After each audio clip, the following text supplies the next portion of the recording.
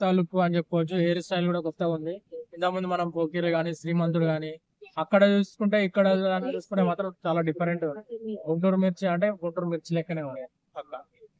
అంటే మాస్ గా ఉంది కదా ఇది. అంటే ఎలా అనిపిస్తుంది మహేష్ బాబు?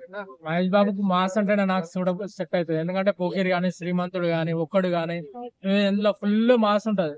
మనం ఇంతవరకు ఎప్పుడు కూడా మాస్ అంటేనే సూపర్ స్టార్.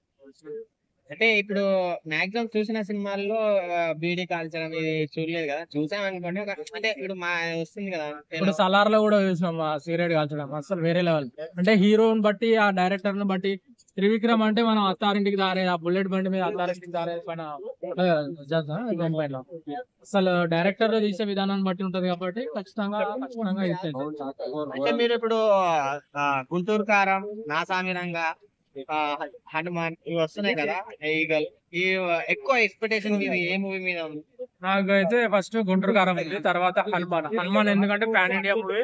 డైరెక్టర్ కూడా జాంపిరెడ్డి గారి ఆ సినిమాలు కథ కంటెంట్ బాగా తీసుకుంటాడు మనోడు. అది కూడా హనుమాన్ అనే టైటిల్ కూడా బాగా తీసుకున్నాడు. ఎందుకంటే దానికోసం మన వరలక్ష్మి కూడా ఫైటింగ్ మాత్రం బీభత్సంగా చేసింది. హీరో కంటే వేరే లెవెల్ ఇచ్చి పడేసింది అని చెప్పి. ఇప్పుడు రవితేజ మూవీ అది పోస్ట్ పోన్ అవుతుంది అది సంథింగ్ ఏదో టాప్ అవును, ఆల్రెడీ పోస్ట్ పోన్ అయింది. April 13 కో ఇప్పుడు వేసారు. పోస్ట్ పోన్ కావడం కూడా మంచిది. ఎందుకంటే 4 సినిమాలకు ఆ రెమ్యునరేషన్ రావాలి, బడ్జెట్ రావాలి. కాబట్టి హీరోలకు కరెక్ట్ సెట్ అయ్యారు. అప్పుడు నడిచినా కూడా కలెక్షన్స్ బాగా వచ్చినాయి అనుకో. రవితేజ పేరే కదా మంచిగా హిట్ అవుతుంది. అంటే ఈ సంక్రాంతికి సినిమా ఏది హిట్ అవుతుందని మీరు అనిపిస్తారు? సంక్రాంతికి అయితే పక్కా హనుమాన్, గుంటూరు కారం ఇవైతే పక్క బ్లాక్ బస్టర్. ఫస్ట్ ప్లేస్ లో ఏదో నేను మహేష్ బాబు ఫ్యాన్స్ కాబట్టి ఆబ్వియస్ నా హోప్ పరంగా అయితే ఖచ్చితంగా మహేష్ బాబు. Thank you.